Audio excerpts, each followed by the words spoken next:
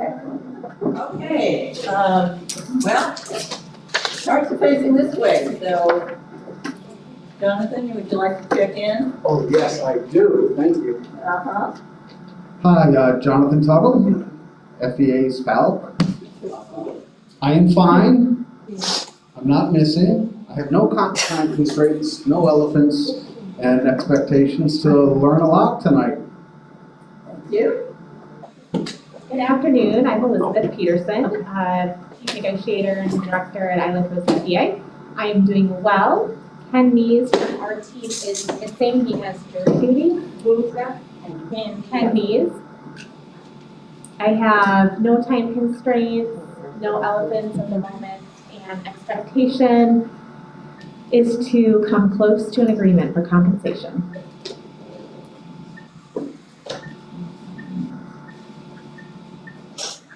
Hi, my name is Amanda Evans, bus operator at East, and I'm the president of SPALC. I'm doing good. I'm constrained. No elephants.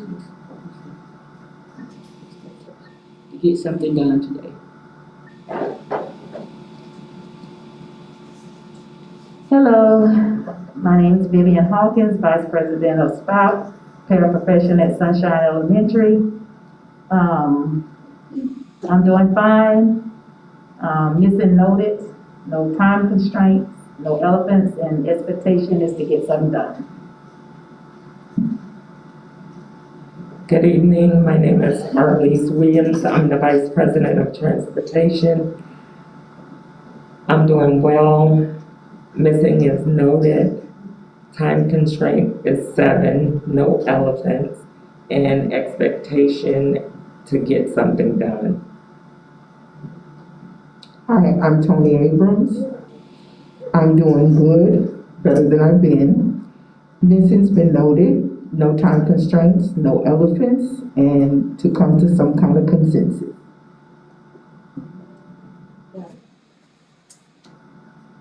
Hello, my name is Penny Bennett. I'm fine. Missing is noted. My time constraints is 7 p.m. I have no elephants and expectations are to make progress. Hi, my name is Roger Wilson. I'm great. Missing is noted. No time constraints, no elephants, and expectation is make progress.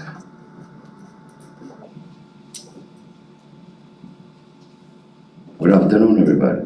My name is Rafael Cruz. I'm doing well. Missing has been noted. No time constraints, no elephants. My expectation is to finish today.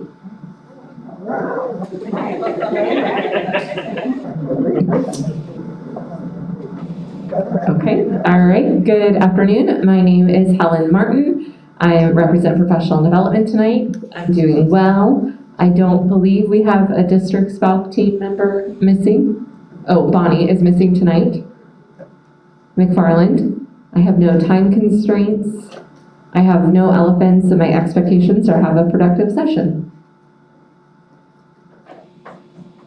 Hi, I'm Suzette Rivera. I'm doing well. Missing has been noted. No time constraints, no elephants, and my expectations are to continue to make progress.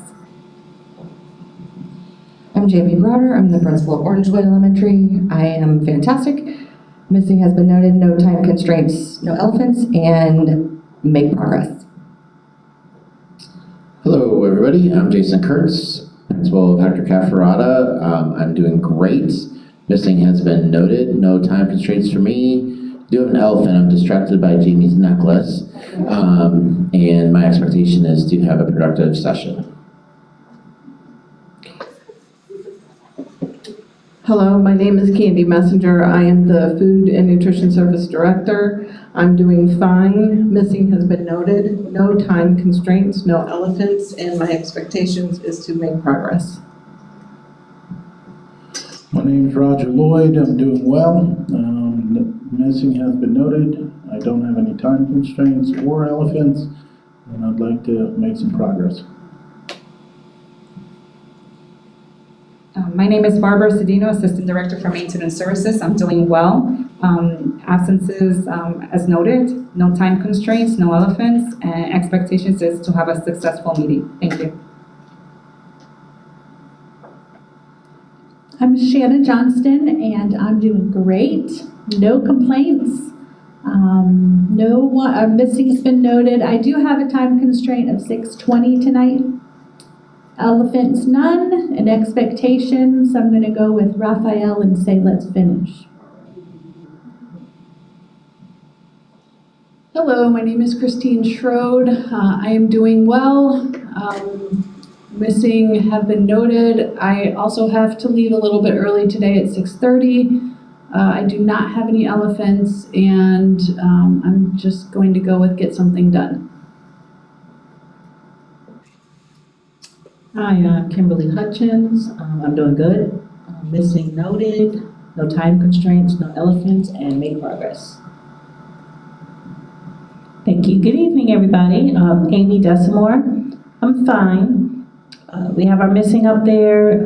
Time constraints for me, 6:45. No elephants, and my expectations are that we come to a compensation agreement.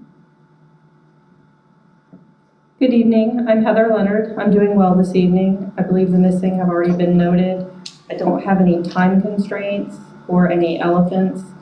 Expectations, I'll go with make progress. I'm Will Rothenberg. I'm doing well. Missing is noted. Time constraints, none. No elephants, and my expectation would be to get something done. Oh, and also just wanted to introduce Teresa, who is our new secretary in Compton Labor Relations. This is her third day on the job, and so we're glad to finally have a fully staffed department. And Teresa has plenty of HR experience, so we're just getting her acclimated to the way we do things in the district. Welcome. Hi, I'm Robert Dodig. I am good. Missing's there, time constraints, I have none. No elephants, and my expectation is to also get something done.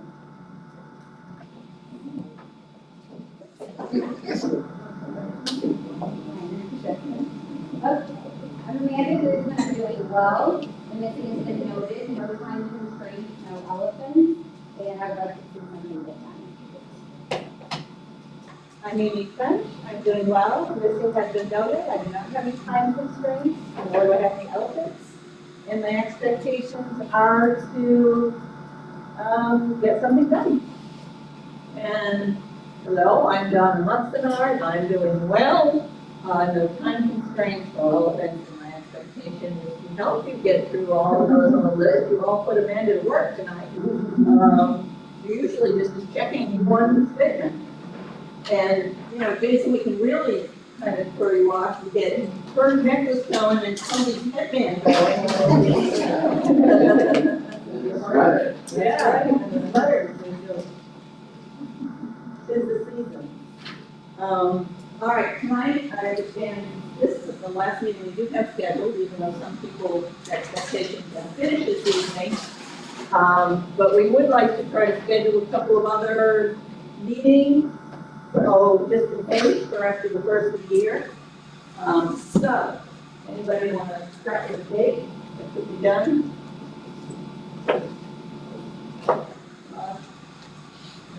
Is it the desire to continue on Mondays?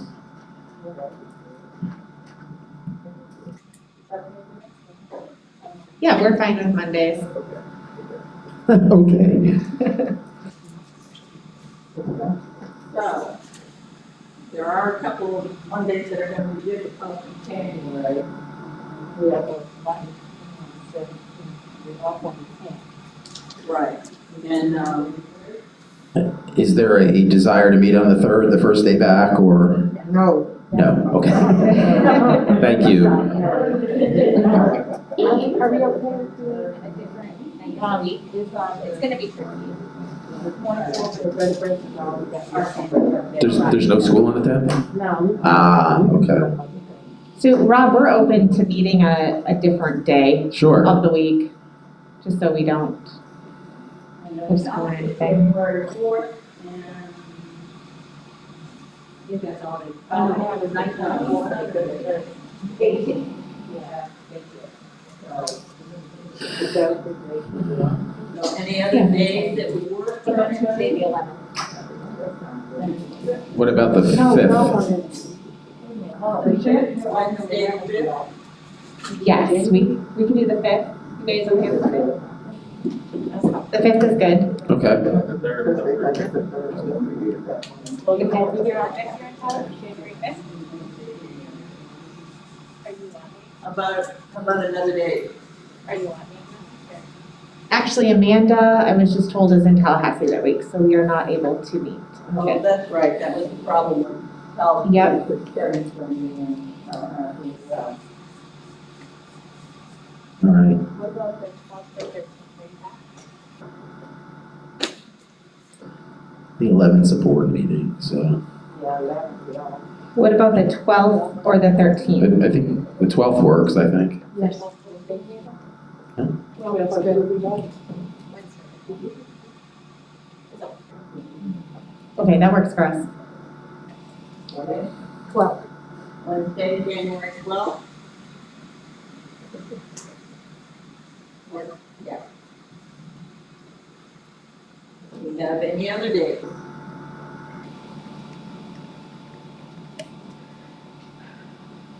What about the Monday, the 24th? That seems fine, yeah.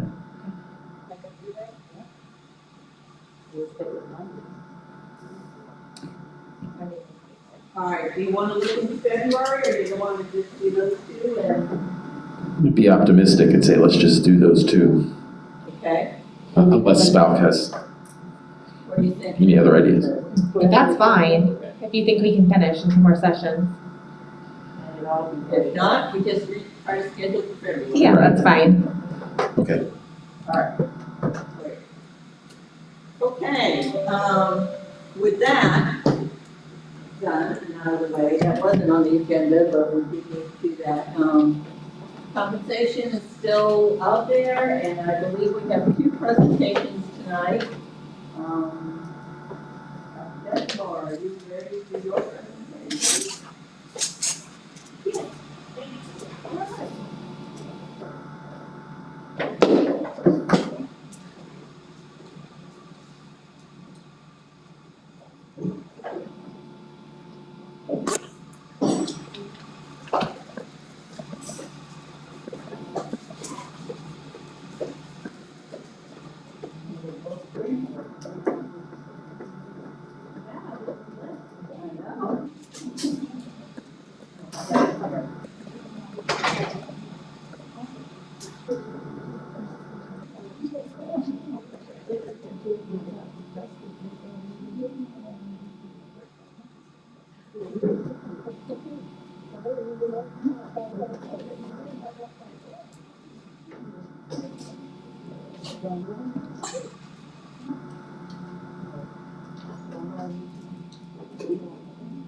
Okay, all right, thank you. I hope everybody can see that okay. I don't know if you feel like we need to turn a light off or something, just holler if you do. But wanted to go through some general information and a little bit more specific information related to the budget as we continue to get deeper into the compensation discussion. So just some information and please, as I go along, if you have any questions, don't hesitate to, raise your hand and just ask the question, because I want to make sure it's interactive and we're all, getting all the information we want to receive tonight. But just some information about the budget trends that we've seen over the years by the numbers. So this district has had 12 straight years of student growth, excluding FY21, which was kind of the blip year, related to COVID. So we really didn't see that growth for that year. And we are on track to meet the FTE growth that we projected for this year. So we expect that by the end of the year, we'll be somewhere around over 96,000 FTE, which was a growth of about 1,300 over last year. So quite phenomenal growth, and actually one of the only school districts in the state that really can say that for that track record, that period of time. We've had almost 16,000 kids growth since 2008, which is one of the largest, again, across the state. And in FY22, or that is this current fiscal year 22, the increase in funding that we received from the state was about 1.46%, or 11.2 million, as far as the increase in funding that we received from the state, which included $53.42 growth in that base student allocation, or that is like the fundamental or the foundation piece of money that we get for every kid that comes in the district. So that growth information was important because with the growth, with the money that we get from the state, of course, some of that has to go towards funding whatever growth we see in kids from the state. More kids, more money, right? In terms of what we have to provide in terms of staffing and in terms of other things that's needed for education. So whatever increase we get in state funding, part of that is attributable to the fact that we're having more kids every year. So just some information in terms of the history of that. This is the salary breakdown by group, or that is each of our bargaining groups. So as you see here, it might be a little bit hard for you to see if you can't. We have instructional, the instructional salary group that's broken down here. That's about 65% of the salaries. Then the next largest group is the SPALC group, that account for almost 113 million of salaries across the district, and that's 22% of our total salaries. There's a total of about 517.6 million in total salary in our budget for this fiscal year. And this is just a breakdown of how it's distributed across the district. Now, in addition to that 517.6 million in salaries across the district, there's also benefits that are related to that. So another almost 194 million that's associated with benefits across the board, and SPALC represents 31% of that, which is, this little slice over here.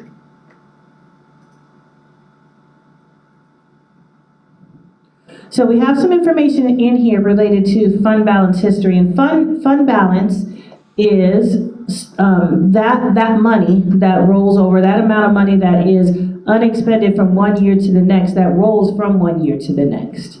And so this is some history, at least since 2017, of what fund balance has been. So you see the numbers here in terms of, unexpended funds in any given year, and then you see whether that is an increase or a decrease from the previous year. So from 2018 to 2020, you see the fund balance numbers going down over that period of time. And during that period of time, those fund balance numbers were going down because as we kind of started discussing during our last session, for the salary increases that have previously been given across the district, those increases were really more than the funding that we were receiving from the state. And so we were spending more than we were getting, basically, which was what was bringing those numbers down. Which we had a plan to do. And so that was what was going on in those years. Then you see in 2021, and then in this current fiscal year, what the fund balance numbers are. And then you see a larger increase in those numbers than what we had seen before. So let's go in and talk a little bit about why that is. So the fund balance, just to provide a little bit more information, is, as I stated, the remaining funds from the previous year. And the reason why you would have those is you have unfilled positions from the previous year, so you didn't spend your money on that. You've got unexpended money on, that were budgeted to schools and departments that didn't get spent. State and local grant funds that might not have been spent. You've got school profits from fee-based programs in here. and then there's a requirement by the state to have a certain amount of dollars unspent, or that is what we call contingency in the budget. And if you don't have that, then the state will come monitor you financially, because basically they're saying you're not fiscally stable. You're not financially stable, therefore the state will come monitor you. So there's an amount that they require you to keep there. So those are just some ideas of why you have fund balance, and as I stated, we were systematically reducing that over a period of time based on the salary increases we were given. But the recent fund balance growth really has to do with COVID, just like everything. Like when people ask you a question, why is, and the answer is COVID, right? So the recent fund balance growth really does have to do with COVID as well. So at the end of 2020, as we all know, there were many things that the district had been doing that came to a halt. So when we were no longer having in-person school and everyone kind of, or most people went home for that period of time, there were expenses that would have normally occurred that did not happen. So all travel was canceled. We didn't have guest teachers like we normally would. Everyday expenses like fuel for our buses, supplies for our schools, some professional services over the summer, those things didn't take place. So those are the things that, because we didn't expend money on that in those years, 2020, 21, and 22, fund balance increased by a considerable amount more than we would have expected it to, because there was a bunch of these things that just weren't happening. And then again, during 2021, which would have been that last year, we still had large numbers of vacancies that we wouldn't typically have. There were a large number of kids that were still not really in place in school, so there were some expenses that didn't happen because of that, and there were still other things that weren't happening, like travel. So those are most of the reasons why you saw that large increase in fund balance over those 2 years, a completely not, unexpected outcome, in 2020 when all of those things happened. So that fund balance number coming into this fiscal year was 164 million, but that's a large number, right? So let's talk about how that number really breaks down, because there are various pieces to all of that that make those funds up. They're not just there just to use, there's a reason why they're there. So we've got this breakdown, which again, hopefully you can see. I find it a little bit hard to see the screen there, but we've got school carryover. So those funds that are left at schools unexpended, and they might carry it over to the next year to spend, is about 11.4 million. You've got fee-based program profits that have carried over for a time. That's 6.7 million that you see there. We've got different state or local grant dollars, outside donations. We've got the required 3% contingency that I talked about a little bit, or that is that amount of money that the state expects you to keep in order to show that you're financially solvent. And then once you kind of come back or back out of all those things, then you're talking about your unrestricted one-time funds of $50.8 million on that fund balance. So the question that we get a lot, and then I'm sure you all may have discussed as well, is, well, why can't we just use fund balance for increases? Because that money is there, why do you not use it? So since, was that my timer, am I done? Oh, okay. So since, I was like, well, you should have told me I had a time limit before I got started. But since fund balance is made up of unused funds, especially those budgeted positions that we really expect to have from one year to the next, they become one-time use funds, because the expectation is that those same positions or items will be rebudgeted with the expectation that those dollars will be used to some extent the following year. So they're basically one-time funds. They don't recur in any way. So once they're gone, they're gone. Once you spend them once, they're gone. Salary is not that way. Salary is a recurring expense, or it happens over and over again. So once you have salary in 1 year, you have to be prepared to have the funds in order to cover those same salaries the next year, the next year, and the next year. So you cannot just take your fund balance and do that, because once it is gone, a one-time use, it's gone. So The district already did, though, use some of the fund balance to continue with or to support salary increases that were above and beyond what the state gave. And we expected to for that to continue to reduce fund balance over the period of time, because we really don't expect the state is ever going to catch up with that. We're not going to get a windfall that catches us up. So therefore, we have to be methodical about how we reduce the fund balance and how we reduce other things in the budget to be able to eventually cover, right, those expenses that we know we're expending in salary that we didn't necessarily get funding for from the state. So we kind of discussed that in terms of, you know, what the district does in terms of things that could reduce fund balance, and basically the major way is by doing those salary increases that are over and above what the state is giving, which will continue to draw fund balance down. Which brings us again to the bargaining authority that we'll talk a little bit more about later as well. We had mentioned previously that it was $14.5 million for all staff across the district, right? Which is equivalent to a 2.5%, and SPALC's portion of that is about $3 million. So a little bit over $3 million. There is also a separate $7 million set aside, and this came from the ESSER funding, and I'm sure that you all have heard quite a bit about the ESSER funding, or those federal funds that came from the federal government to help offset some of the effects of COVID for different agencies around the country, including school districts. So the school district did receive award of those ESSER funds, and $7 million of that so far has been used for the $1,000 bonus for all active employees that did not previously receive a bonus from the state. And so everybody, today is the 15th, everybody should have received that today in that $1,000. Yeah, see, that was worth some applause, appreciate that.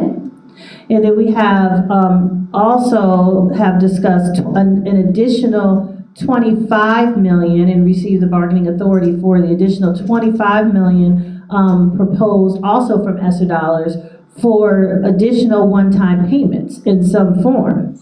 And so those are some of the things, part of what we still need to bargain, hopefully this evening. And then up to $40 million, and that is for future years, fiscal year 23-24, and it's for all employees that's proposed from ESSER dollars for one-time type compensation initiatives. That is contingent on state approval, because the state does have to approve everything that we plan to do with the ESSER dollars. We're still waiting on that state approval for all of those things, but that is what, as a district, we asked the board for bargaining authority on, in which they gave, in order to, and now the ESSER dollars last several years. They last 3 years. So, but the things that we planned inside of ESSER dollars, they have to be more one-time things. They can't be ongoing, because they're here and then they're gone. And so that's the bargaining authority that we've asked the board for, that they did give. But again, that additional $40 million in the future fiscal years, we are waiting on state approval of our ESSER plan in order to know that we lock those in. So that is the information that we wanted to share tonight, just to make sure that we have provided some background information about some different things about the budget that we thought would be relevant to our discussion, put a little bit of background and context to the bargaining authority that we have. And so I stand ready to take any questions that you may have. Anybody have any questions? Or need any clarification on anything?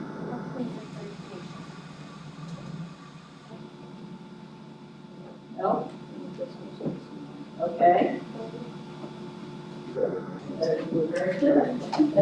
All right, okay, well then, thank you.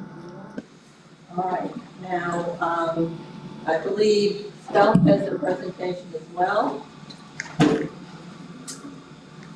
Are you able to put it up on the board? How to do this without a wire. We're just connecting.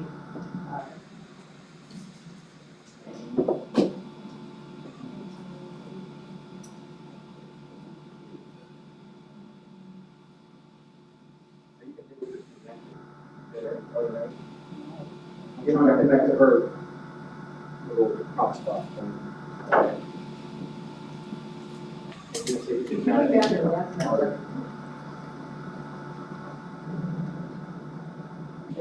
Yes, network? Yep. I don't know if that'll connect to her. You still have the guest network.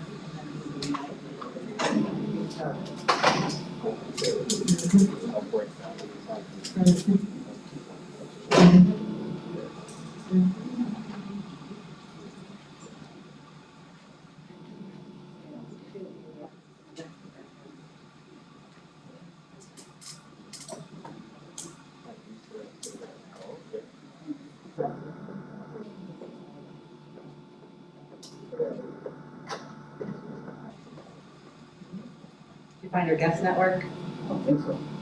You go down into your internet portal. It doesn't. Is this your computer?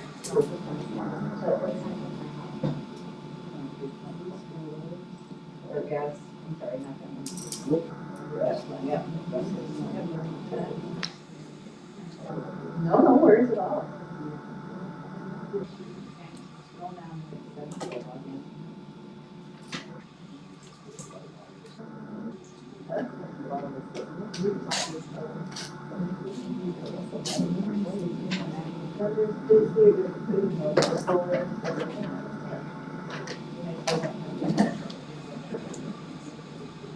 We can get you hooked up to the computer if you don't mind.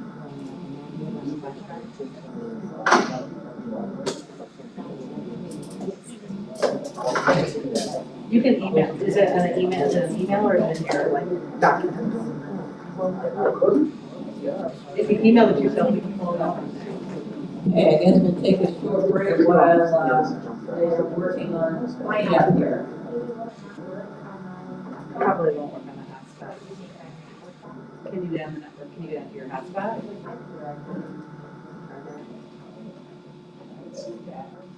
Need a cookie, and he brought cookies.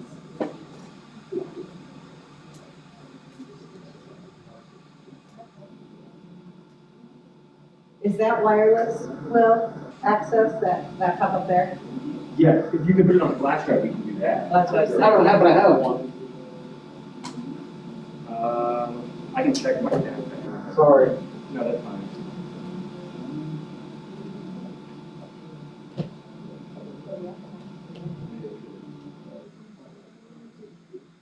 And I think there's a clicker here too, so that you can find it.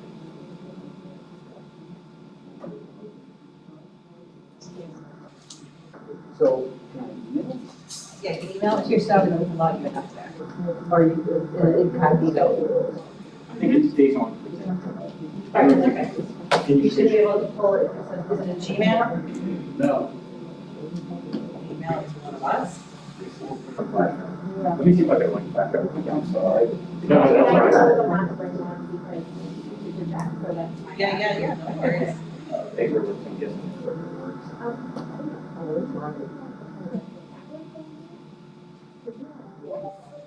But it's probably if they have a password for him, and I don't have that. I don't know. Yeah. I need to get that from IT. Yeah. Isn't that ridiculous? Yeah, I was gonna say, I don't think my computer has a jump drive port, so. What's the help desk number? 1515, I think. 222? I gotta call it. Oh, it's right there. 337-861.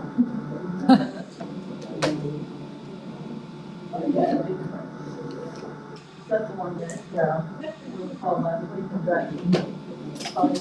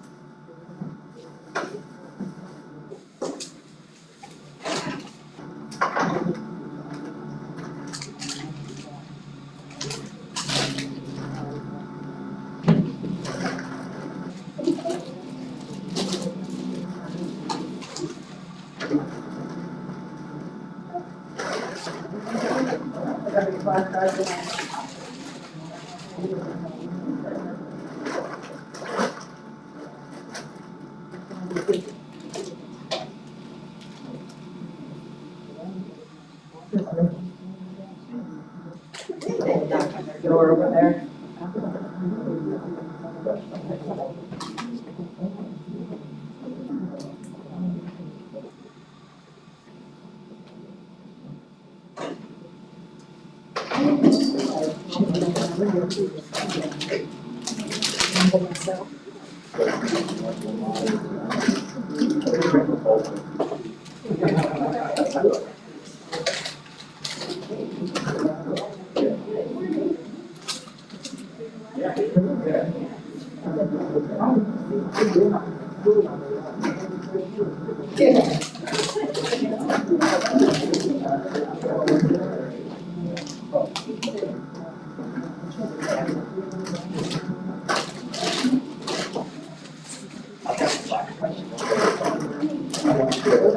I said you might want to check in.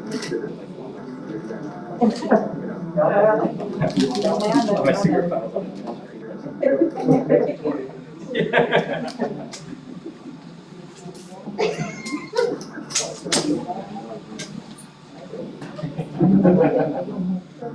I was going to say, between that or email that I can project.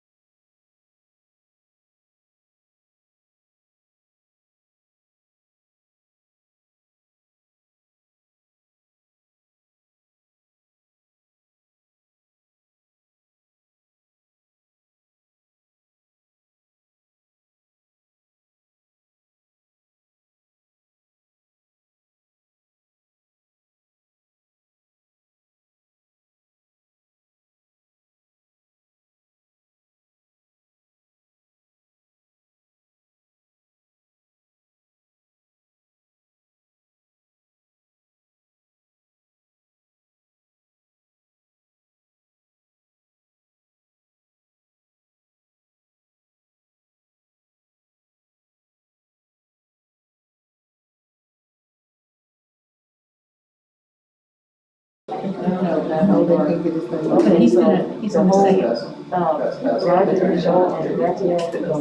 No, this is.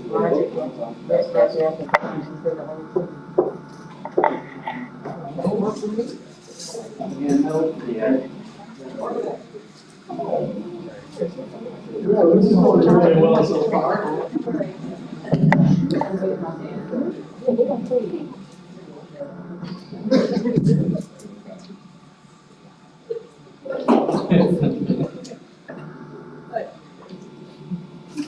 All right, thanks everybody, sorry about that. This is going to be kind of strange. I don't have PowerPoint, I actually have some Excel documents I'd like to share with you. And so you're going to have to let me know because I'm not really looking at them. I hope it's going to be big enough for you all to see. I'll walk you through it though. But we thought it would be a good start in the interest of full transparency to share with you the documents that we've been using to sort of look at how much money is available, how much is committed.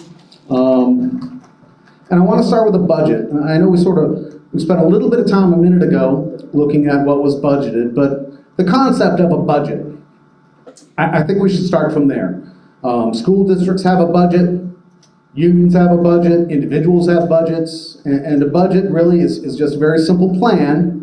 Maybe not that simple for CFO folks, sorry about that, but it's a plan on figuring out how much money is coming in and how you want to allocate it for a period of time.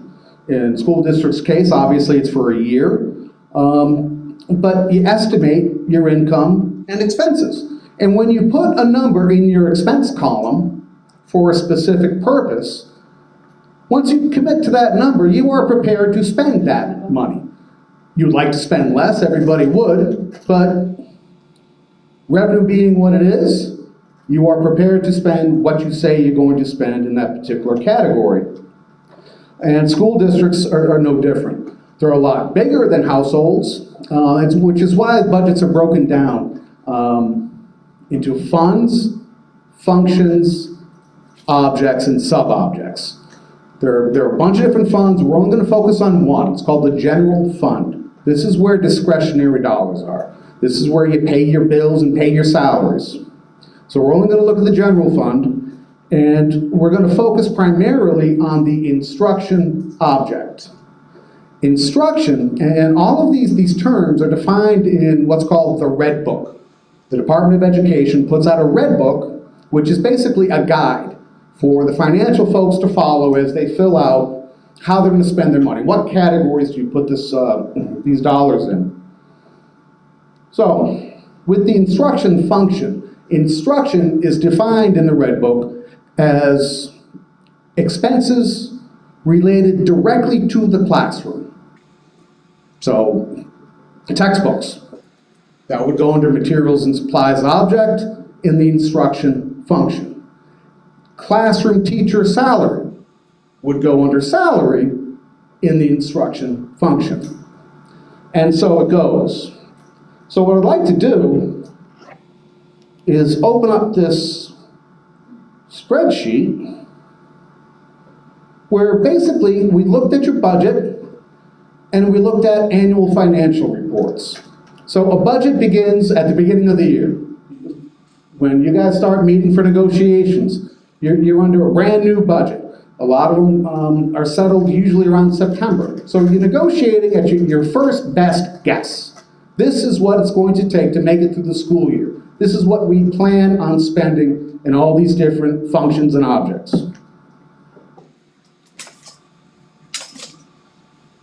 You guys are going to have to tell me if I have to blow this up a little bit. So we start with the budget, and we don't know how it all shakes out until the end of the year. And the end of the year, the state issues, based on what the districts submit, what's called an annual financial report. And the annual financial report is, okay, here's how it actually played out over the course of the year. Here's what you budgeted, and here's what you actually spent over the course of the year. So what we did, can you guys see those numbers? Somebody give me a thumbs up or thumbs down, or I got a big thumbs down from the person who really needs to see this. Is that better? Yes. Okay. And this is a different spreadsheet. I had some things highlighted for you. Okay, so we're looking here at the district summary budget for 16-17. And right at the top, these are all called functions. The function instruction, again, everything that deals directly with the classroom. You've got salary, benefits, purchase services, energy, materials, supplies, capital outlay, and other. Now, there's a couple I just want to point out as we go through this thing. And that's salary. So at the beginning of the year, in 2016-17, the district said it's going to cost us $294.6 million to make it through the year out of the general fund. Now remember, instruction is just classroom related, directly related. So this does not mean all teachers are included in this. You've got classroom teachers and you've got your paraprofessionals. I don't know what different titles they use, like aides or tutors, things like that, but people in the classroom. So it's going to cost $295.6 million to make it through. Materials and supplies, we're going to budget $28.7 million for that. That'll get us through the year. So we don't know how this plays out until the following September. So what actually happened was it cost $262 million out of the general fund for salaries for these classroom teachers and paraprofessionals. And it only cost $7 million in materials and supplies. All right. So the difference here, so what we did is we take the budget, and then we take the AFR, and then we just do very simple math, subtract one from the other, and we come up with the difference. So in 16-17, salary was over budgeted by $32 million. Materials and supplies by $21 million. And just for simplicity's sake, I'm just going to kind of run down the difference column. Each year, this is, it's blown up so big, 17-18, salary over budgeted, $22.8 million. Materials and supplies, $20.7 million. The following year, salary over budgeted, $33.7 million. Materials and supplies, $18.9 million. And I forgot what year we're in, but we're seeing a trend. Here we are in 1920, $32.2 million. Salary was over budgeted. Materials and supplies, $21.6 million over budgeted. And I believe this is the last year, 2021 is the last year we have an AFR for. Salaries over budgeted by $52 million. And materials and supplies by $24.9 million. So, as we look at these things, it's hard not to wonder, oh, let me just do this. So what was actually spent, and this is an important note here. It's really coming off this computer. Okay, 2021. What was actually spent out of the general fund for teacher salary.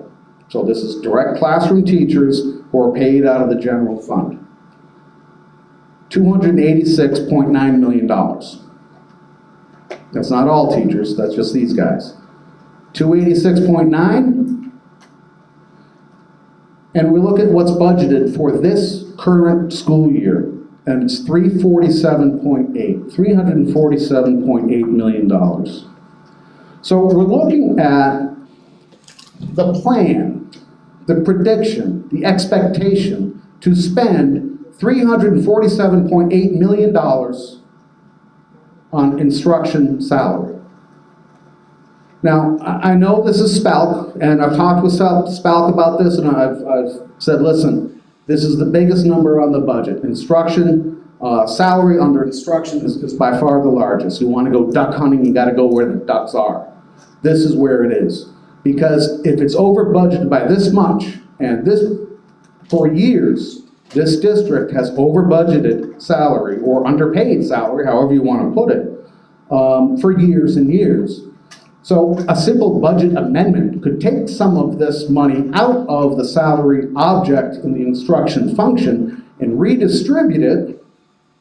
I'm sure you already have raises planned within these, school administration, student transportation, etc. This is where a lot of our other SPALC folks are paid from.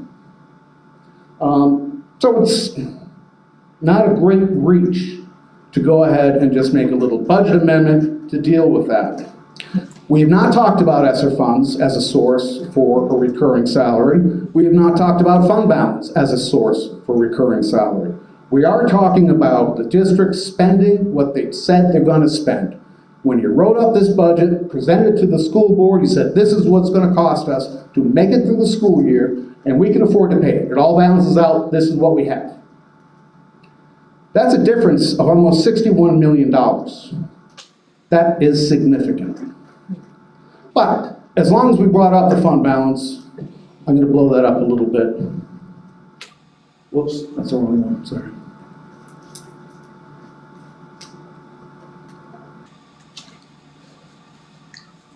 What we did with the fund balance is we only looked at the assigned and unassigned. There are 5 components to the fund balance.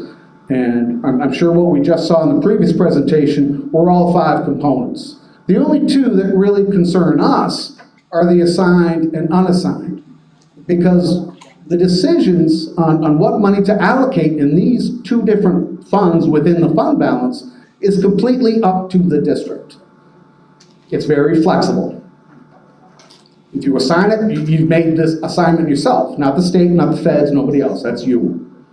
So it's totally up to you what goes in there. So we see the assigned fund balance, unassigned fund balance, and we add them together, and we took your budgeted revenue, and this is all your budget here, took your budgeted revenue and figured out the percentage. We talked about 3% a little bit ago.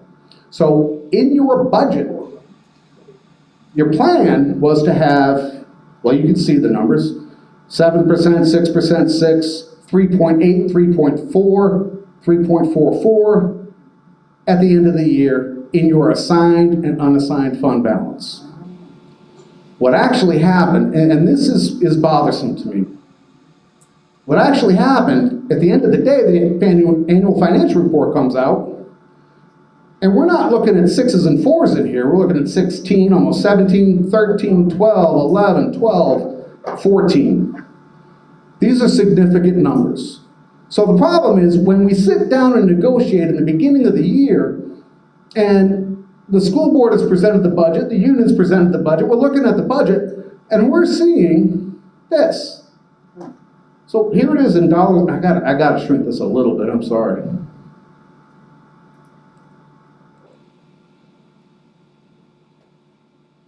Sorry, I gotta shrink it a little more. All right, I can tell you what this says. This is year by year.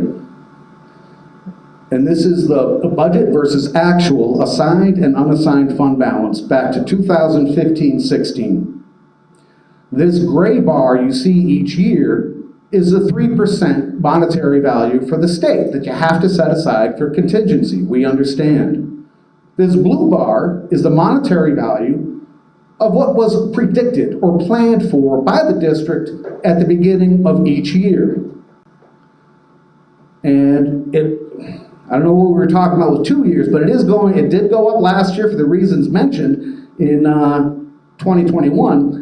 These are the actual, the orange bars are the actual amounts in the fund balance. So at the end of the year, in last year, 2021, at the beginning of the year, they said $27.5 million will be in the assigned and unassigned fund balance. And for reasons that were explained a little bit earlier, it is higher, but it shouldn't be this much higher. The actual amount was not even close to 27 million. It was 117 million. And here we are with percentages for your fund balance.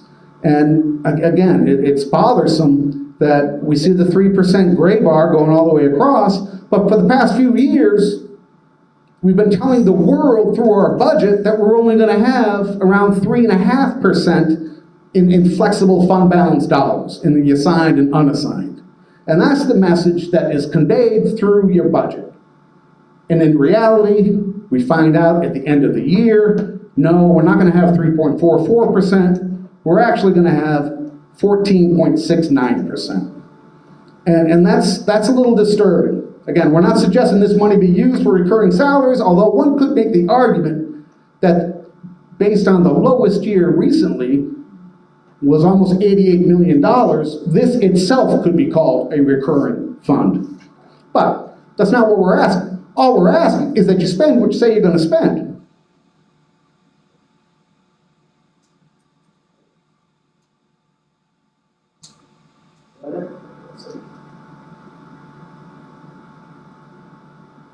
So let's take an example. We look at what you spent the end of the year last year on the salary object for instruction. What was actually spent was about $287 million. What was budgeted for this year, and again, this is just an instruction and just salary, we're not talking about benefits here, they've got their own object.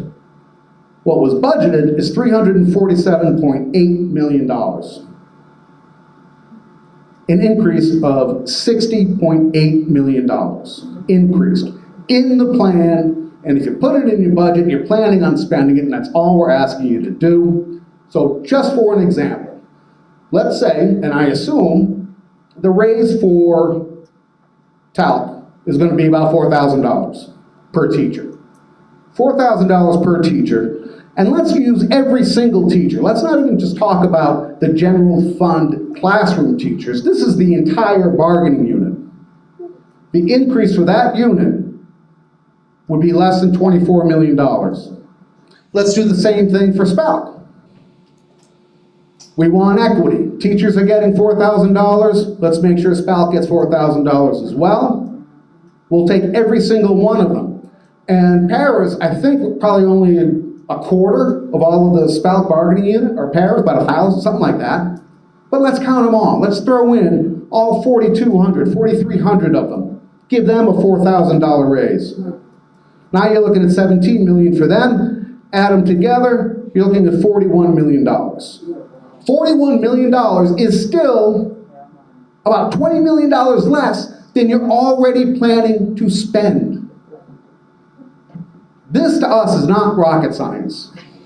These are numbers put out through your budget and your AFRs. The money is there. There's a history of significantly over budgeting this object year after year, and the entire budget, frankly. So it doesn't look hard to us for you to be able to afford a significant raise for these folks. And so when you say you're willing to spend $14.5 million on the bargaining authority slide, $14.5 million, and again, we're just talking about this one object, and certainly you've built some sort of increase in the other functions where SPALC employees are paid. There's got to be some kind of increase already there. We're just talking about this one function. $14.5 million doesn't put a dent in the $61 million that you already have. And the rest of that money was all ESSER, federal dollars coming down. Yes, it'll stop, but please, I know ultimately it's a decision for the district saying, yes, okay, we agree, we will spend this money that way, but it's not your money. That's federal money that's gonna stop. Doesn't come out of your budget, doesn't touch you. So I just want to talk about the 14.5, and I know we can and should do better for our employees. That's all I got. Thank you. All right, thanks, Jonathan. Questions, clarifications? Anybody? Yeah, I do have some, but was gonna ask if we could take just a quick restroom break first.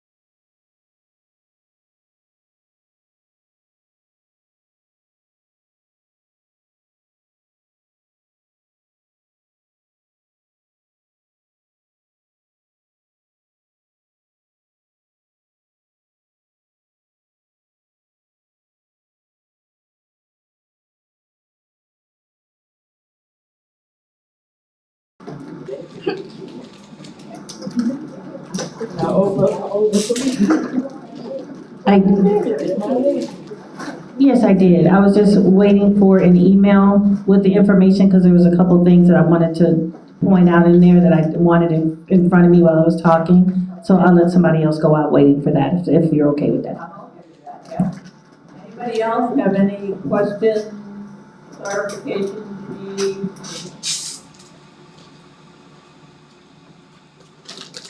Okay. Sorry.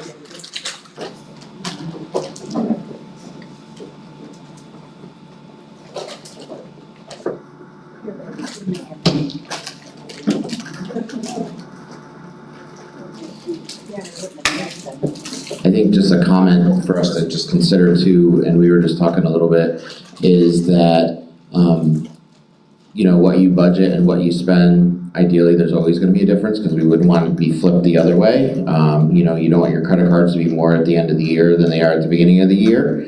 And secondly, one of the things that I know that has been brought up several times in our discussions is the number of vacancies that the district has, you know, basically had over the last several years, that those have to be budgeted because those are positions that were encumbered.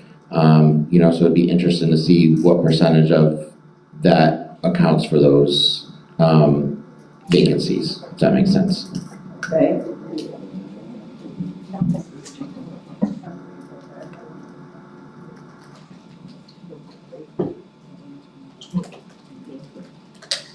Okay, anything else?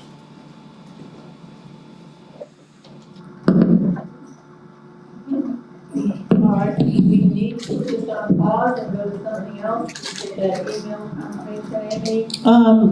Well, no, not necessarily. I'm still waiting, but I just wanted to talk about one other thing. If I recall correctly, and that's what I wanted to see, the last thing where there were numbers where you were comparing, Mr. Tuttle, the budgeted instructional salaries for this year and the compared to, I think, what was expended last year, for a difference in which you were pulling out some things and said, hey, we could spend some more money because that difference between what we have budgeted here, what we expended last year was some amount, and I can't remember what that was. Am I recalling those numbers correctly? Yes, 61 million.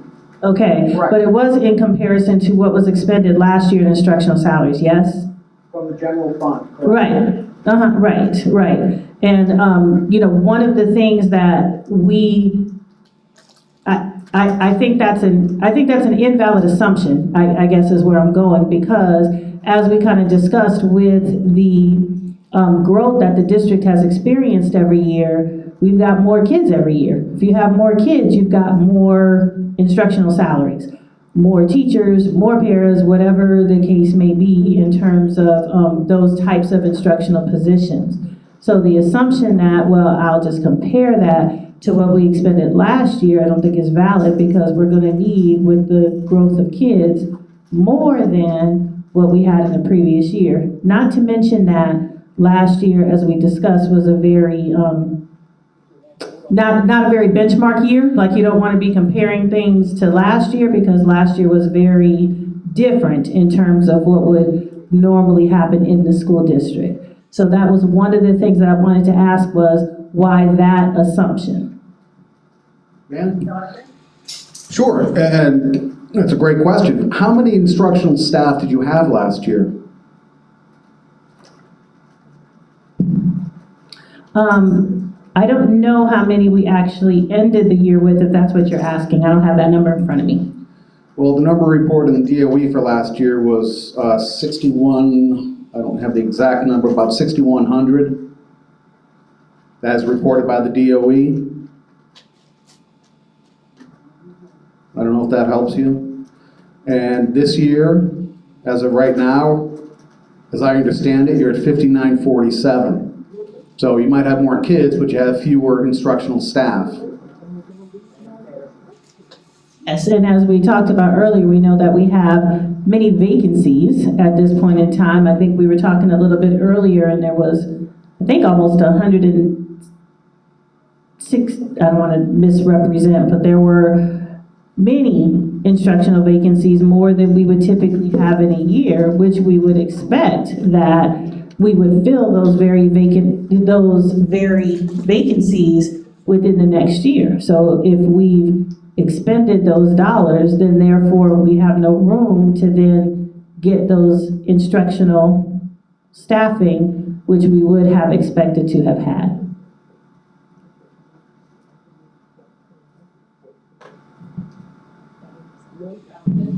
Sure. I'm not sure if I was clear with that. Was that clear? Yeah, I guess so. But that's one of the reasons we look through time as well. And I absolutely understand you're going to expend, hopefully you're going to expend less than you budget for. I totally get that. I think everybody does. To this degree, I question that, obviously. And basically, we're looking at, you over budgeted by $52 million last year. Last year might be crazy, but every year before that, it's been either low $30 million over budget. And $347.8 million has been budgeted this year for salary. You had more teachers last year than you do now. So let's just say the vacancies fill up. Let's hope they do. And I think the way you fill up vacancies for ESPs and teachers is make an attractive salary proposal. So let's say they fill up. Terrific. Even with $4,000 per head, you're looking at another $20 million cushion just in this one object in the instruction function. $20 million is a significant cushion, I believe.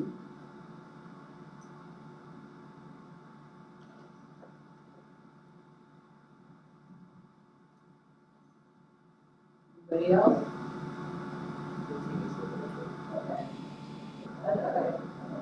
Yes, I did get it, so I was just looking at a couple of things that I wanted to point out. If you give me just a second. Yep, no problem.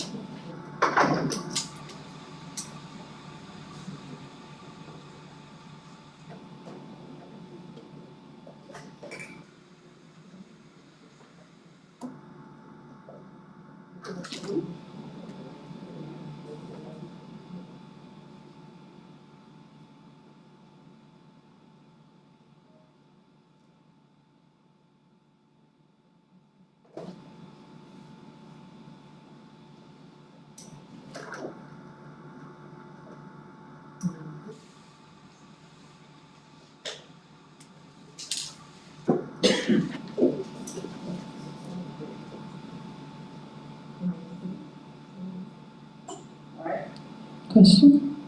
Okay, so your information here, which I was trying to, quickly absorb, going back to 2017 through this current year, 2022, I think and I know you said that's why we go back over time. I was just kind of making the point of what we were saying, and that comparison from what was expended to last year to what was budgeted this year, I think is a very valid comparison, because we're working to fill vacancies, we're working to do different things in order to kind of fill the holes that would start expending those funds that currently right now are sitting there. And you said, yes, that's why we go back in time. So, I understand that too, to kind of see a trend line of what that is. But in the earlier conversation, we showed what that trend line was, right? That we're bringing that were, at least at one point before we got to the COVID point in 2020, bringing fund balance down through the,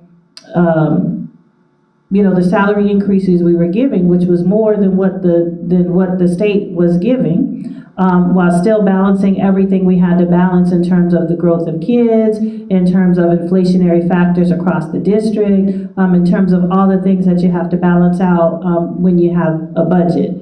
It is, I think, not, again, a valid assumption, and I don't find it in here, so I still can't find kind of where you had those two numbers, last year's expenditures to this year, and this is what, would be left over to put over to salaries. I don't see that, and I'm not sure which tab that's in. Can you point me to it? Sure. Is it increase example worksheet? Is that the one I'm looking at? I couldn't, we're on the appropriations tab? No, but I'm there now. Okay, appropriations tab. Yeah. You're looking at, starting on row 98, check that. Starting on row 122 is this year's budget. Mm-hmm. Okay, and if we go over to column M and up to row 98, you've got last year's annual financial report. So the 286 from the salary object in instruction, 286, 945, 887, as compared to the budget this year of 347, 800, 185. That's where the numbers came from. Yeah, well, no, I'm sorry. So I think I was referring to what you have in that increase example worksheet.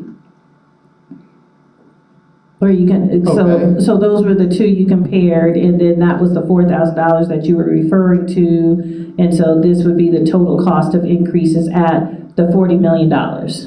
That was what I was referring to. I just wanted to see. Oh, I'm sorry. What your example was of that. So, related to that, to say, again, I don't think, no disrespect intended, a valid assumption to say, well, okay, we're comparing these two numbers, this would be the cost of doing all of that. Here's $41 million, and you still have $20 million left, because I just don't think it's a valid assumption, because $40 million is, or $41 million almost, is a very large portion of the budget that, again, when you do that, is gone, that is really taking up those funds that were set aside for positions that we fully expect to have, going forward in the future. And I understood that you went back in time and said, okay, let me do this, but I would venture to say that in the size of the budget that we have in the general fund, and I'm talking general fund only, at almost $1 billion on its own. It's about usually runs between 900, 950 mil or so, or so much. That's, you need, some type of contingency in there. And I know you said that you thought, well, this was a large cushion, but that's not taking into account some of the other things that we might fully expect to happen in the year that just hasn't taken place yet. So I think without knowledge of all of those other things and all of the other factors that enter into that, it's not a valid or a fair assumption to say, well, you could just take that money and reallocate it. A budget amendment is all it takes, when there's many other push and pull factors that enter into the budget that would determine why you would not want to do that without putting a district at significant financial risk.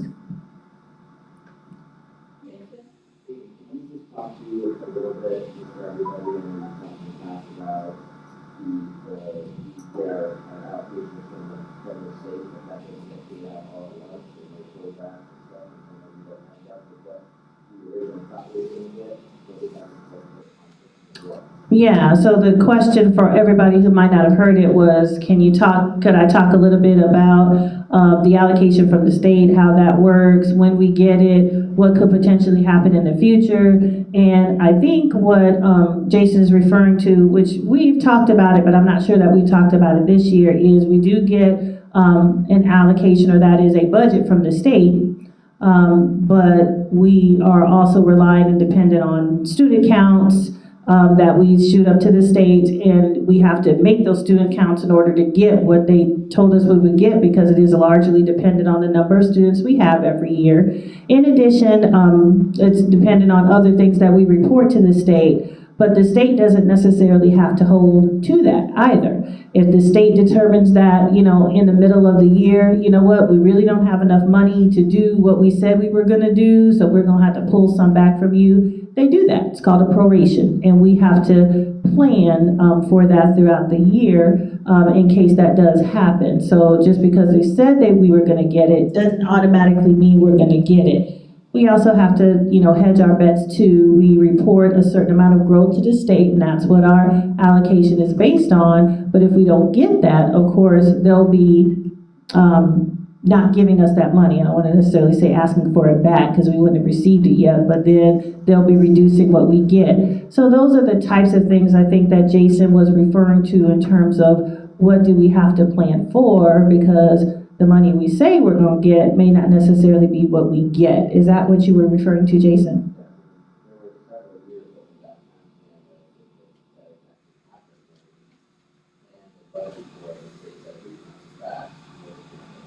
Almost every year over that time span. Yeah. Sure, thank you. Yeah, but the beginning of your presentation, you were talking about students trending up, and we're one of the few areas in the state where that's happening. You're very confident in that. It's true. Okay, that's great. So, I don't know if while we're throwing it into the mix, well, what happens if that doesn't happen? We could go down the what if rabbit hole all day long, but you guys are trained professionals, you see the trends, you know what's going on, this is what's going to happen. So, you know, I don't want to talk about the what if the kids don't show up. And actually, I do believe that that was a valid assumption on that worksheet, and my screen just went blank. Because you've already, certainly as an employer, you must have calculated some sort of salary increase in these other functions where your employees are funded. So some of that pressure will be taken off when you amend the budget out of the salary object from instruction, because it's already there in these other objects. And, you know, that's a reasonable, I think extremely reasonable example of $4,000. It leaves you with a bunch. I don't think our folks are being greedy at all. Inflation being the way it is, and your ability to pay, and not just the cushion within your budget, but also, and I'm going to bring it up, your fund balance. And that's there for contingencies, the what if scenarios, and it's there for that. But I don't think there's any way you could say you wouldn't be just fine, and you could afford these increases for your employees. They need it. And you use the word greedy, and I just want to point out, nobody used that word. Nobody intends to try to say that anybody is, being greedy. That was not, any impression that any of us ever tried to give. So I just want to clarify that. I'm not exactly sure where that came from. But I'll just go back to say that at that point, then I guess we'll just have to agree to disagree, because there are many factors that go into how, when, why we put the budget together, not just inside of that function by itself, which you highlighted, but there's plenty of others that we have to, consider, all of the factors that we have to consider. And yes, we do believe that we're going to meet our projection this year. So I was just kind of answering the question in terms of some of the things that I thought about. But unfortunately, there are a lot of what ifs in the budget scenario that we have to account for. And thank you for, recognizing that we are professionals and that we're doing everything that we can and the best that we can to put everything on the table that we believe that we responsibly can do. We have no motivation to hold back, because we all are in the same, in terms of wanting to get paid and wanting to have the best salaries that we can. We have 96,000 kids that we're trying to service, so there's no reason why we wouldn't want our employee force to be as well compensated as possible, so we can reach our, vision of making sure that we have a world-class school system and all of our kids are able to reach their highest potentials. So there's no reason not to do that. There's no motivation not to do that, but there also is a motivation to make sure that we are fiscally responsible in that process, because we've seen when that doesn't happen, like our partners to the north of us a couple hours from here that are struggling on how they can keep themselves out of state monitoring, and how they have the need to lay off hundreds, if not thousands, of employees to catch up to or to balance out to the salary increases that they had given in the past. All right, anything else on this presentation?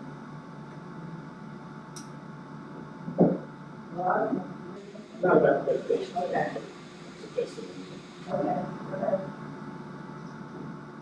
I think I would suggest we move on to discuss some of the items that we can discuss regarding ESSER funding. Okay, so. Before we do that though, does SPALC want the $4,000 up as an option?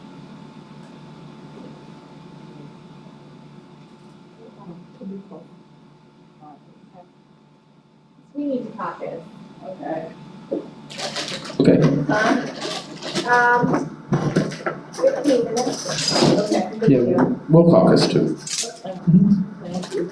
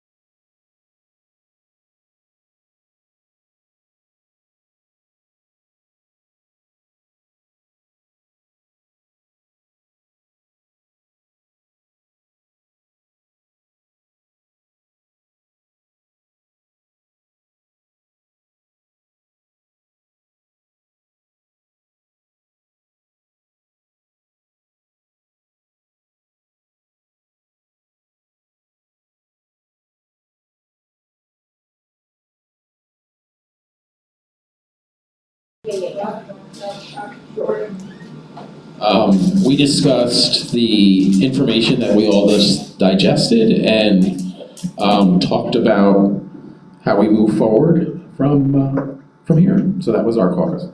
Okay, thank you. We discussed different options that we wanted to propose, and we did come to the conclusion, because we don't have any of those options costed out since Jonathan's proposal, that we would like to wait to propose options in January. Okay, all right. Okay.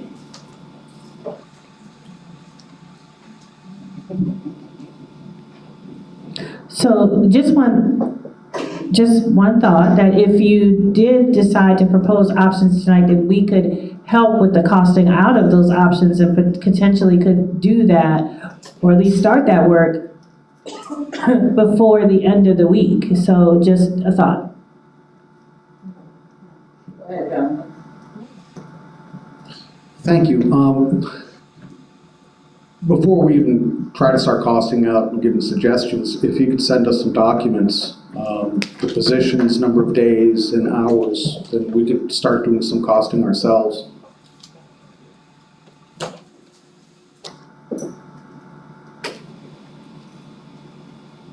Okay. Request balance, so, I think maybe you're right. Good. Anything else? Okay, then before we broke for caucus, we decided we should move on to ESSER funds and bonuses tied to that. So if everybody's okay with that and just keeping this until January. So Donna, we also spoke about the ESSER funds during our caucus, and we are willing to listen to what the district has to say about ESSER funds, but we do want to settle salary before we vote on options for how ESSER funds will be distributed. Okay, Rob? Well, okay, I'm confused because should we not move forward on that then? I'm hearing no. No, we're willing to listen. I just don't think we're at the point of voting on any kind of an option right now with ESSER funds. Okay.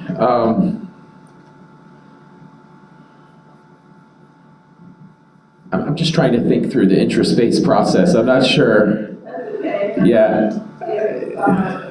I know that we've had a lot of information tonight, and people have said we're digesting everything.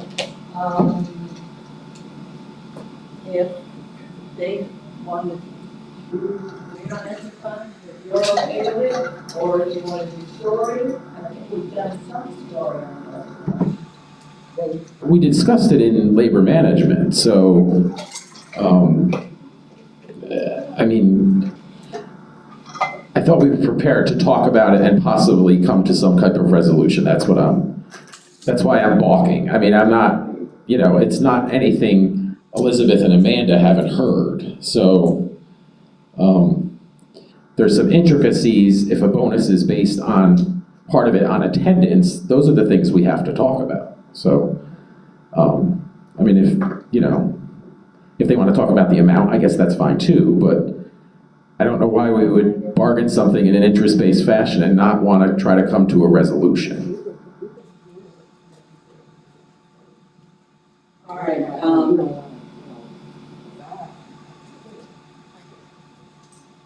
So here's what we'll do. I'll put the option up there, and then we could discuss it. I mean, I think just to move things along, and maybe we will somehow resolve this. So ESSER funds, as you all know, are funds that have come through from the federal government to support school districts because of COVID-19. We have, as Amy put up there, previously received authority from the board to use some of those funds to negotiate some type of compensation. At this point, we received a $1,000 bonus today from that funding. which was a previously entered in MOU by the district and the bargaining units. So we have decided, or at least discussed the idea of providing an additional bonus to SPALC employees for the retention of employees for the rest of the school year. So the purpose of this bonus would be for people to stay with us till the end of the year, and for part of that bonus to be guaranteed if you are here essentially on a date to be determined, but more than likely like the last day of school. And then another part of that bonus would be based on attendance. So the attendance part of that is where we're going to have a discussion as to what days we base that on, how many days, things like that. So our option, essentially, is a $2,000 bonus, $1,000 guaranteed, $1,000 based on attendance, details to be determined, to be paid at the end of the 21-22 school year.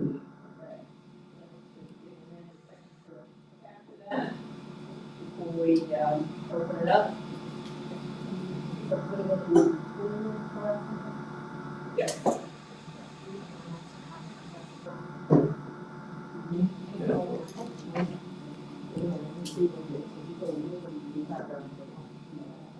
Right, and just so you know, the final approval by the state of the use of these funds is something that we expect entirely. However, we just have to put that out there for that purpose. So, we do have the option up there. Do you want to discuss that or anything to add? Vivian? Well, like Elizabeth said, we want to wait on that. He put it out. So let's give us time, so we're going into a meeting amongst us as a SPALC. Let us talk about, that's something we can talk about amongst each other, and then when we come back on when is the next meeting? The 12th? The 12th.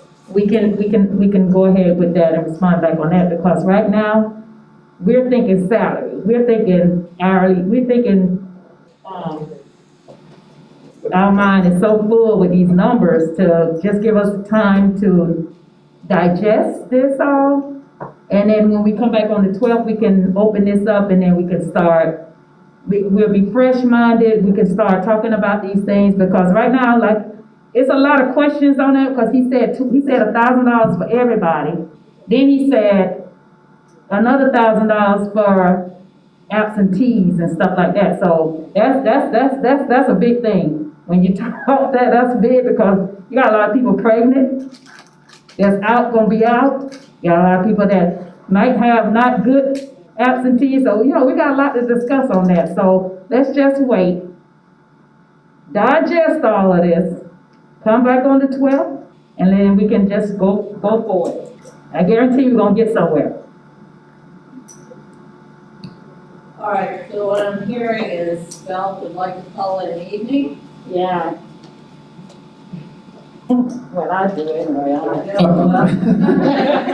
Well, yeah, and I think before we call it an evening, I mean, if there's no further discussion about our option, we have other information that we want to share tonight. So, but I'm not sure we're done talking about the option. Is there any interest in talking about the attendance part of the bonus and what may or may not be palatable or acceptable, or some ideas to throw? I mean, we have ideas, like the top 10 days that people are absent, using those as some type of basis, earning $100 for reporting on each one of those days, something like, I'm just throwing things out there, things like that.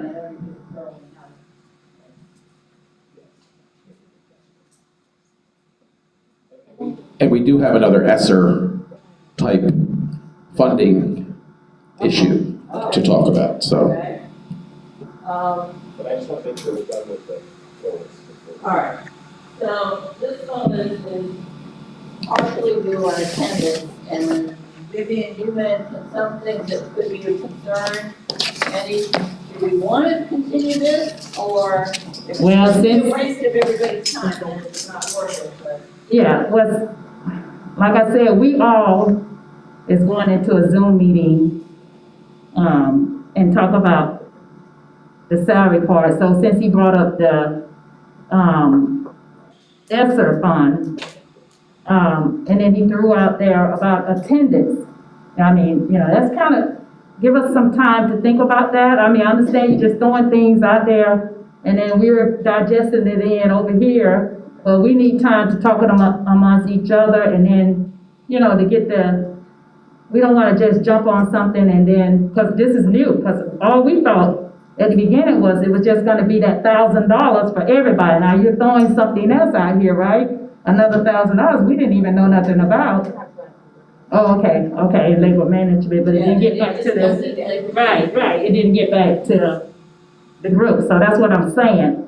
So if you want to present something else, you said, that you have that, you know. Yeah, we can it's talk about. unrelated, it's using ESSER funds, but it's unrelated to this issue. So that's why I just want to make sure we're Yeah, clear that you don't want to have any further conversation about the bonus structure. okay. Oh, so you want to talk about the attendance? I mean, do you have anything? Oh, I'm sorry. Do you have anything on the to Sure. present to us About the attendance bonus? Yeah, so one of the things we've discussed is, and this isn't an option, it's just for discussion, is using, and we have to gather this information, I don't think we have it tonight, the days where we have the highest absenteeism in the district, and traditionally those are days, Fridays before holidays and things like that, Friday paydays, and encouraging people to report on those days by using those days as a basis to receive the additional $1,000. So I'm just wondering if there's any conversation from the SPALC side about that concept. All right, I have a question. yeah. Why do it have to be a bonus and not put in as a supplement?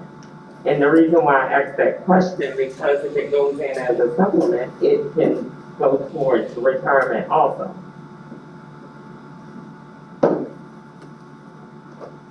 Can it go into a supplement? But that could be an option.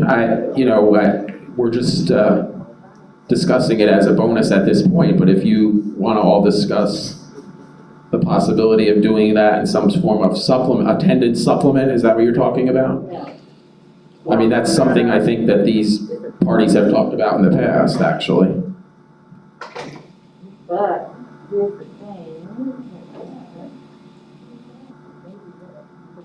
Okay, so that is a possibility. Here's the thing with counting towards FRS, and I understand that, is these are non-reoccurring funds. So the money after 2 years goes away. So that's why the bonus structure is being used. Yeah, I understand. Yeah, okay. But I think it will benefit employees better by giving them money right away and in the future. Okay. Understood, yeah. All right.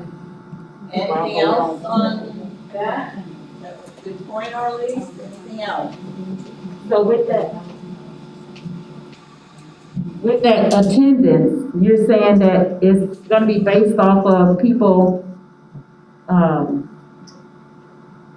days that it won't have to do with the days that they're off for like surgery? No, it can't be illegal. Okay.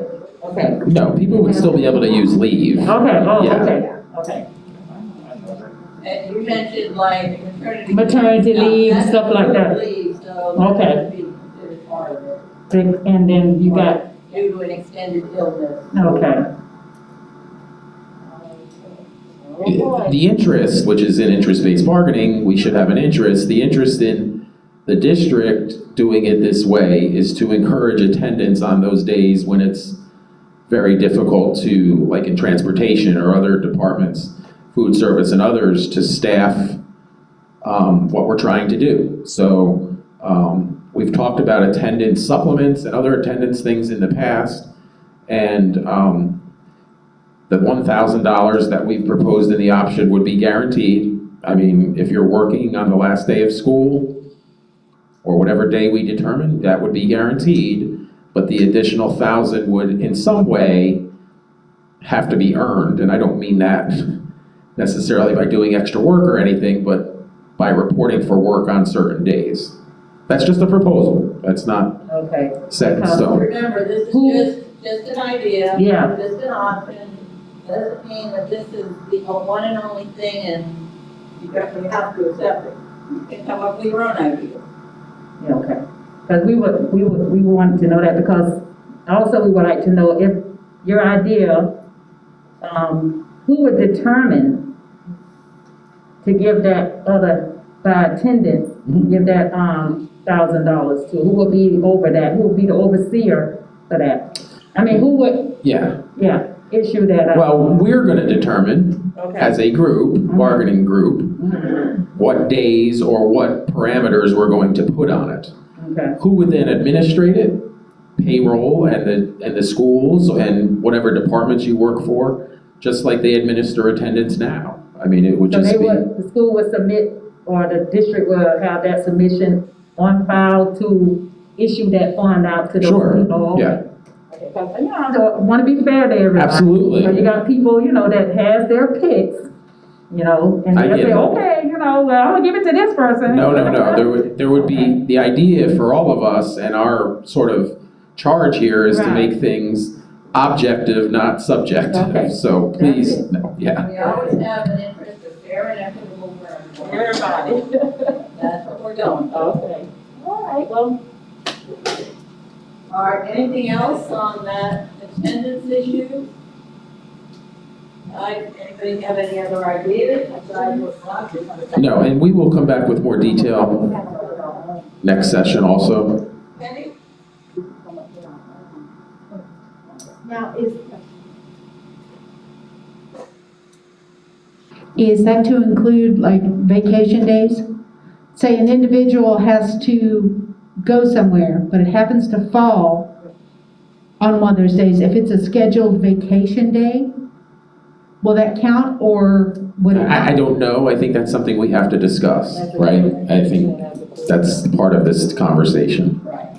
There are lots of ifs and ends and outs and lots of, depending on, you know, how many days a year you work, whether you get vacation or not, there's a lot of things that are gonna have to be discussed and ironed out of this before it becomes the way we're gonna do it. Yeah, that's gonna be hard. I don't think it's gonna be as hard as you think. We can figure it out. Okay, so if we're okay moving on from that, the other ESSER issue? Okay, so the other ESSER point, and this applies to a specific group in your unit, paraprofessionals, and we would like to propose, I guess, an option, although, you know, this isn't normally how we do business, but the issue is coverage, okay? Coverage of classrooms by paras. And these are classrooms that would be staffed by a teacher. Currently, we are well aware that paras are only making $30 a day to do that. We would like to increase that amount to $100 a day.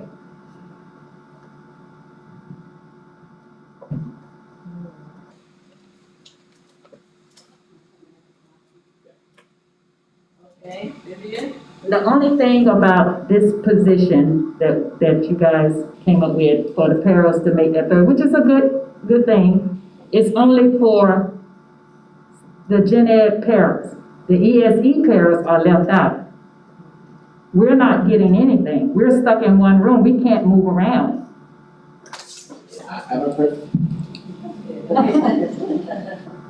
So that $100 will be going to the city, yeah. I can't speak for all schools, but I can tell you that at my school that we have shuffled all paras, and that ESE paras, ESOL paras, Gen Ed paras, everybody has earned a supplement over the last year and a half for covering classes. So there's nothing that precludes an administrator from using an ESE para. Now, I understand that depending on the needs of that classroom, and it's never, as an administrator, I can tell you, I think everyone is cognitive of the fact that when you take a para out of a classroom for an ESE class, that means somebody else is also going to be covering in there to kind of help out. So, but, I don't know, Jamie, if you've used ESE paras or not, but we have at our school. No, we have. We just try to be cognizant, like you said, of who and what impact that's going to have other places. But we do try to spread the wealth. See, that's we rotate. That's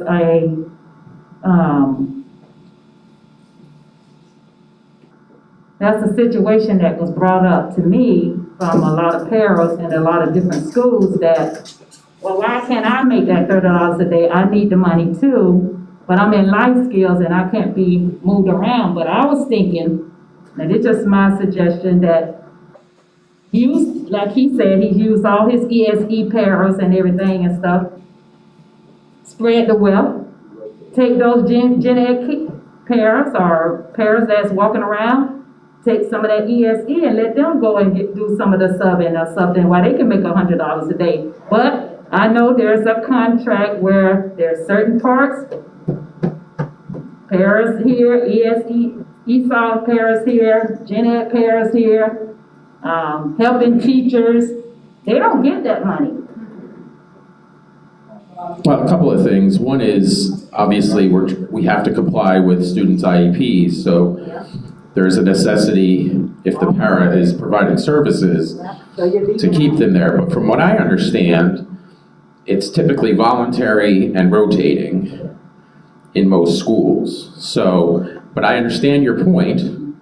Our proposal is not intended to leave anybody out. So, our option, I should say. So, just so I wanted you to know that. Yeah, I understand that, but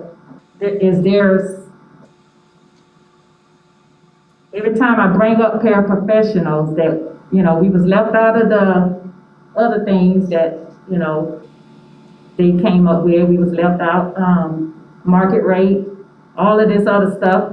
And when the other meetings that we had, I just kept on saying paraprofessionals need more overseeing too. We need to give them something too, to keep them in the, and like you say, I'm confined to one room, and that's BI. So I don't get to move around. I don't get that $30 a day. I don't get that extra money because nobody wants to go and relieve me and do that. So I'm in there, I'm confined, I'm in there. But before I went in there, I was moving around, and I did get a couple of subs positioned in the classroom. But, the person that was in the BI didn't want to stay in there, so I had to move back in there to cover that classroom, because that was the most valuable thing to do to help out in that room. But still, when you, it's a conflict.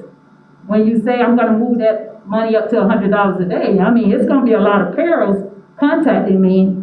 Why? I can't get that money.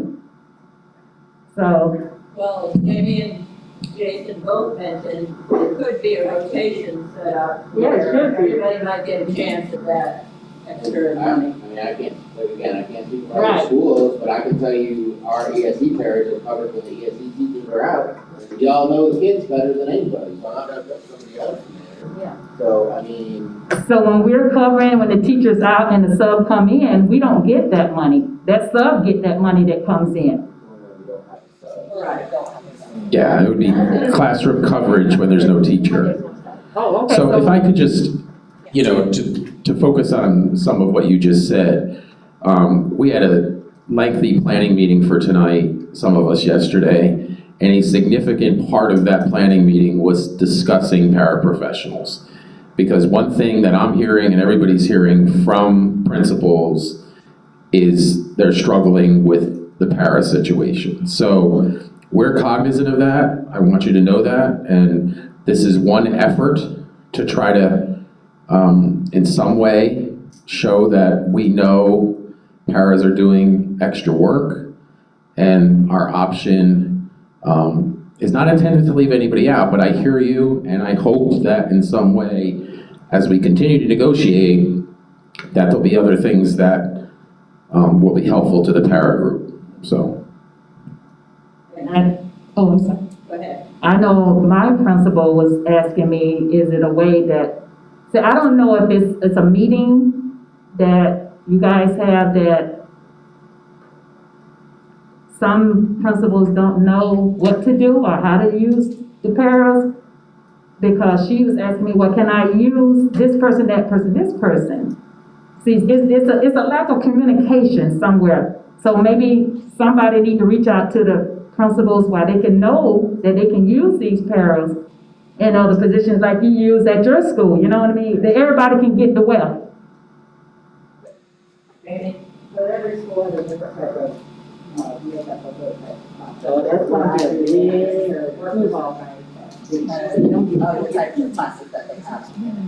So, yeah, if we were to, maybe we did talk about it in the principal's meeting last year, but your principal was the principal at that time. Yeah, that's. So she may not have got That information. to be able to, that's why she's saying, hey, do you have any ideas? You know, which I think is great. But again, it's kind of, here are some ideas you can work with how you move the work. But everyone's different. Yeah, and that principal's boss just left, Miss Dr. Johnston, so we'll make sure, I know you're at Sunshine, so we'll get that message to her. all right. Penny?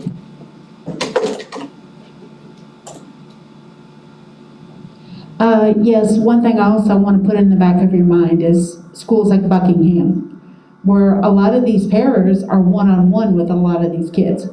And so therefore, they would not have a chance for the supplement to, to go to other rooms, because Royal Palm too is in the same boat.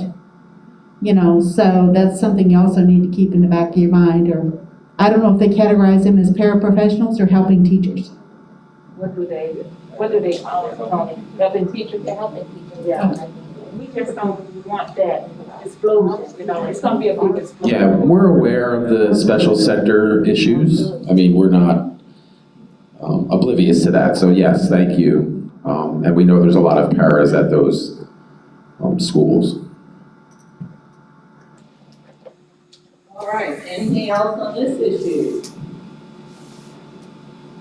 Now, we've had a couple of options that we have discussed. Does anybody else have something else that they could see using the ESSER funds for, other than the options that are mentioned? Carly? I would like to remind everyone that transportation is suffering, okay?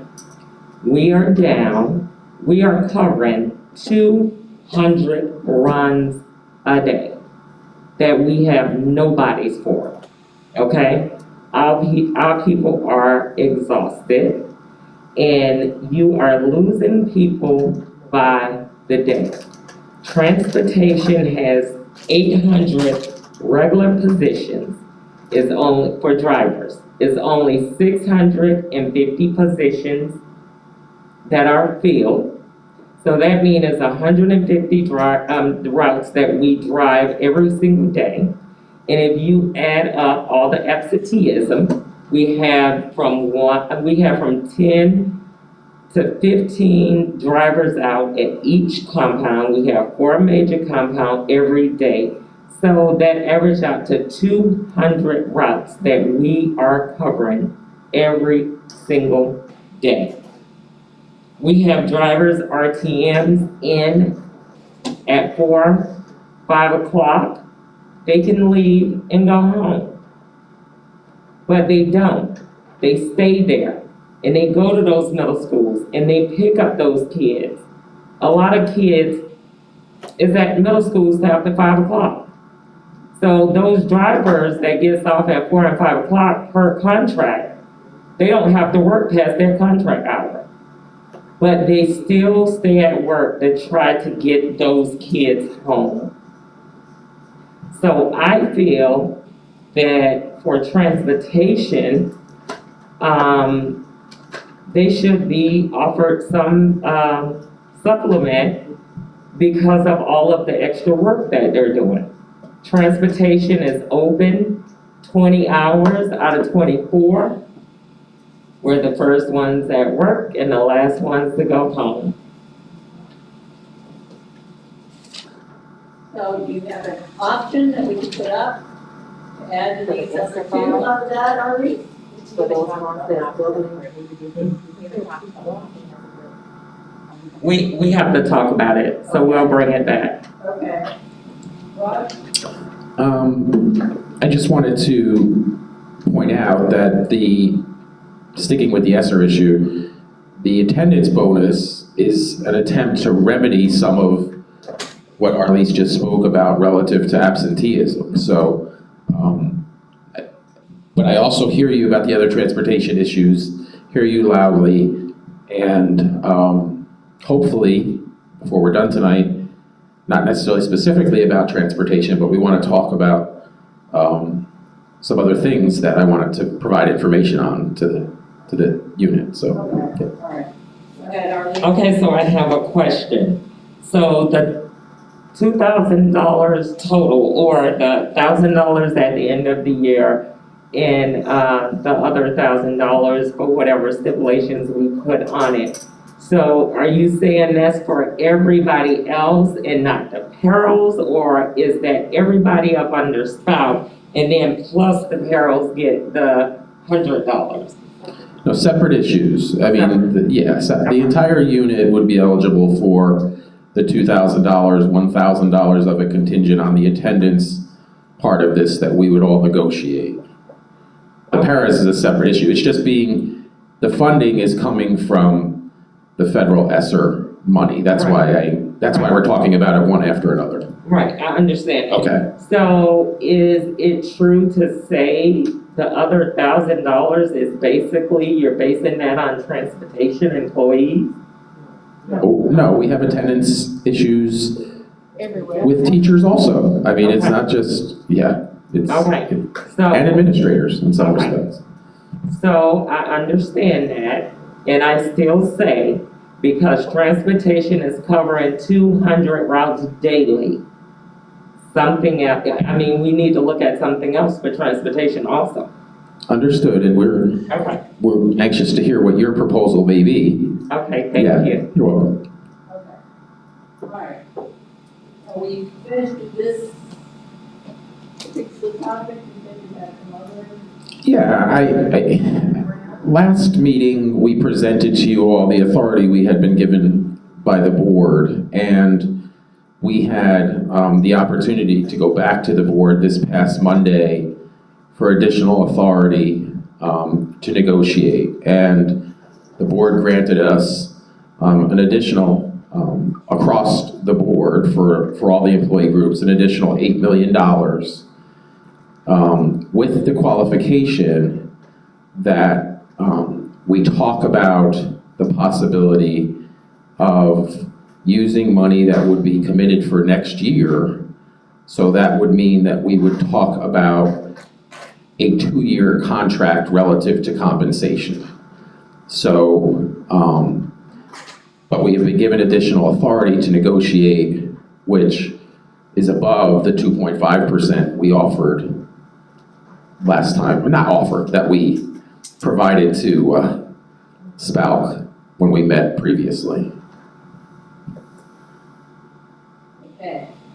Questions about that? I didn't really get that. I didn't really get that. Can you? Okay. Okay. I can. And so last time we met, we mentioned 2.5%. The board had given $14 million across all 4 employee groups, SPALC, TALC, and an admin, as the authority that we had to negotiate with. We went back and discussed with them some other options and things that we're looking at. We heard you and, we bargained this, and we asked for additional funding, but that funding would encompass the possibility of a 2-year deal, 2-year contract relative to compensation, and the additional funding that the board provided to us is $8 million. And I'm not putting a percentage on that because we're not tying ourselves to each employee group getting the same percentage. Okay? So we have the ability to negotiate with you all a percentage of which we haven't decided on, and the other employee groups will deal with that relative to them. So, but you're the first group to find this out, and like you said, you wanted to think about some things, so I suspect it's another thing to think about going into winter break. Remember, this would be for a 2-year contract. Yeah, for a 2-year, not 1 year, right, it's good. Whatever the percentage would be, we want to put a 2-year contract. All right, any questions or clarifications on that? Okay, you have something else, Rob, or? I don't. No, I don't. All right, anybody else have anything to add or questions to ask? Elizabeth? I just want to clarify one thing, Rob. You said that the additional $8 million was if we spoke about doing a 2-year agreement. Are you saying that that $8 million is tied to a 2-year agreement? Like we won't get that money if we don't agree to a 2-year agreement? I just want to clarify how it was presented. Yeah, I think you understood me. Yeah, I think there's some tie because, and Amy can articulate this better than me, the money that would be put into this, part of it is going to be coming from next year's budget. Does that make sense? Yes. No, okay. I just wanted to clarify what you said though. Okay, any other clarifications? A lot going on tonight. Yes. When we come back in January, make sure I'm sort of interested in all this, and we can we'll keep the options so that we can put those up again. And that should be it. Unless there's something else this evening. Team, we good? I think we're good. Okay. I really appreciate everybody being here tonight. It's a difficult week for folks, so. And I would just wish everyone a happy holiday. Yes. Anything else? No. We covered everything? All right, then have a wonderful, restful, relaxing break. Happy holidays. Enjoy time with your family. And, Carol is up.